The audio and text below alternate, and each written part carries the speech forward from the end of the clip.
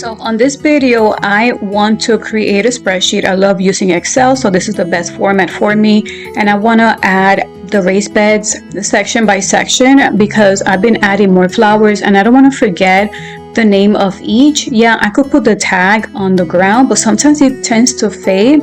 But just having a spreadsheet just helps me know what do I have in each garden bed without going outside. So before we get started, I want to show you, I actually wanted to include how the garden looked like back in May of 22, exactly 1 year from the picture that I'm going to share, which is the one that I'm going to be working on. There's going to be some changes.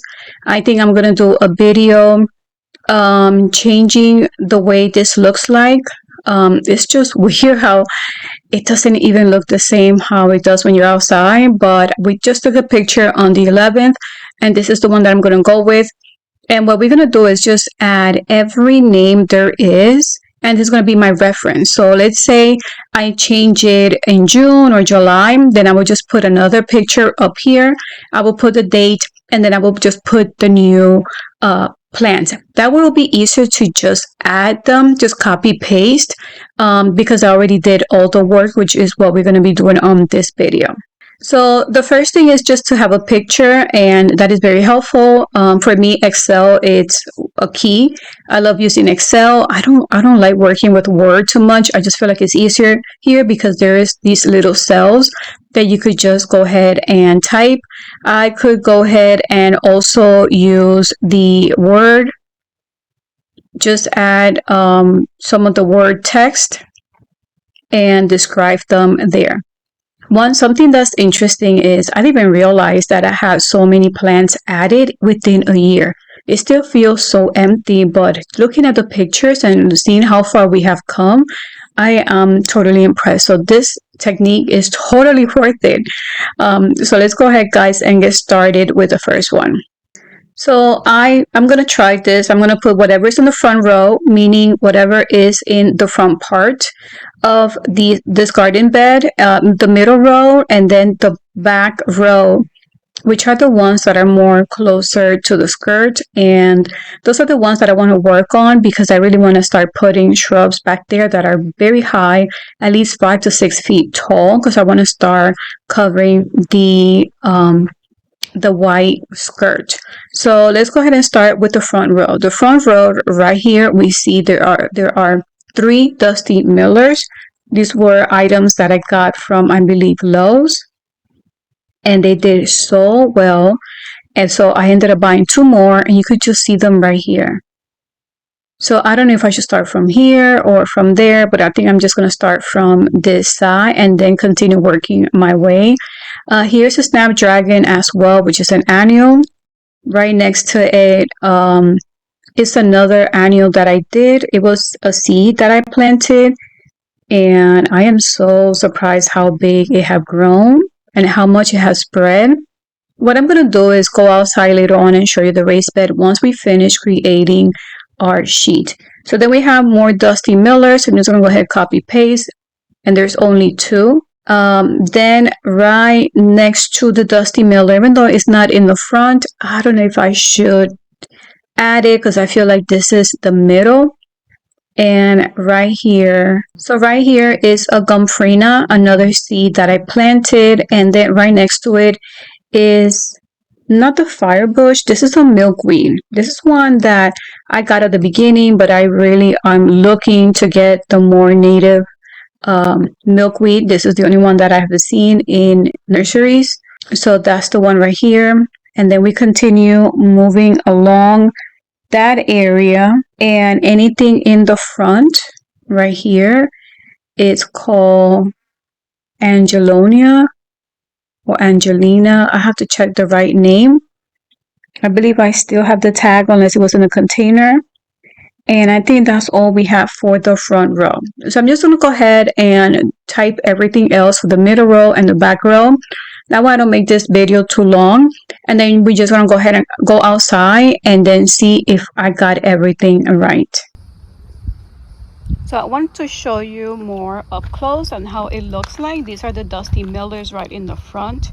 And then in the middle, just planted, I think it was just one seed of zinnia. And right in the middle here is a poinsettia, which survived that cold frost that we had. And then that's the gardenia. The gardenia suffered, but I'm so happy how much it has improved. And then right here we have a salvia. That's this one, Sally Fun Deep Ocean Salvia. I do have to trim it and cut it. And then we have the snapdragons. And here's a petunia grown from seed. And then two more Dusty Miller, and then another Dusty Miller over there. In the back here we have another salvia, and that salvia is the Proven Winners Rocking the Purple. I just love it because every day I see hummingbirds coming to it, and it's just so big, and it has been here already for a season, so I'm excited for that. I really recommend it. And then right here we have a Loropetalum that we just planted. So the one in the back we're going to remove is a salvia. We're going to cut it and put it some other place. And this one is a Sally Fun salvia. I like that salvia that it has like that white color but a little bit of lavender. And then right in front we got some, I don't know, they're tubers from Tractor Supply, and it brought two. So this is the one, Miss Oklahoma. I planted that this spring, and look how big they are. And then right there we had planted this cranberry hibiscus last year or last season, and it's coming back, so we're gonna move it. And then right in the middle we have a blue point juniper.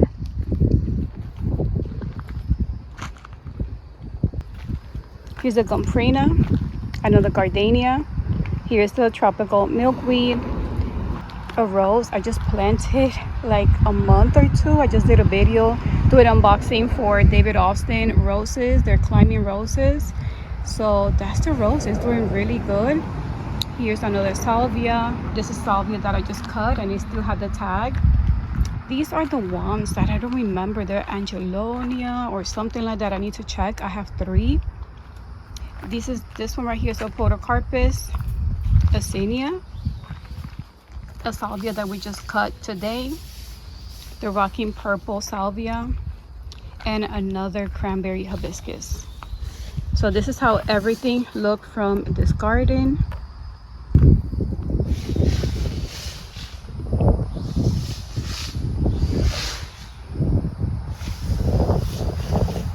So now going outside was very helpful. I was able to see where everything is at. So I think this is helpful. As you see, I finished a spreadsheet and I did make some changes.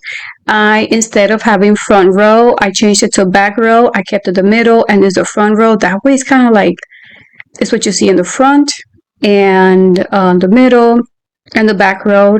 I made it a little bit smaller so it could fit in just one sheet. So when you do a print preview, because I do want to print it out and keep it by garden area. So I'm going to keep doing the same thing for different garden areas. And I just took you along for you guys to see this idea. I mean, you could actually do it with just a graph and then just adding circles and putting the name. But seeing it and seeing the changes from one year to the other, I am so wowed and impressed. Look at the difference. This is the first year. These are the gardenia, which are these right here. One salvia, gardenia, and azalea that we moved to the back. And I think this little one here was a salvia. And look how much they have grown, and just in a year. So now I feel like I'm happy with how this looked like. So anytime I need to look for the name of a plant or where it's at, I could just look at my spreadsheet. It is very simple, very basic, but I just want to keep it this way in the meantime because I want to go garden bed by garden bed from the front to the back to the side of our land and keep track of every plant we have. So yeah, guys, this was just an idea. I hope this was helpful. Let me know if you have done something similar. Maybe you're doing it on paper. I just feel like keeping track of everything is so helpful. So thank you for spending some of your time with me, and until the next video, bye.